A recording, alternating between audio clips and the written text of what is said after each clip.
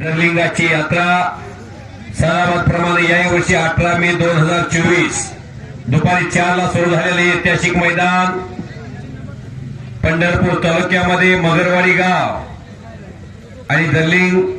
यात्रा साजरी केली जाते। देवस्थान यात्रा पंच कमिटीच्या वतीनं गावाला मिळवून यावर्षी घेतलेला भला मोठा कार्यक्रम आणि हप्ते बांधण्याचा सलामीला प्रयत्न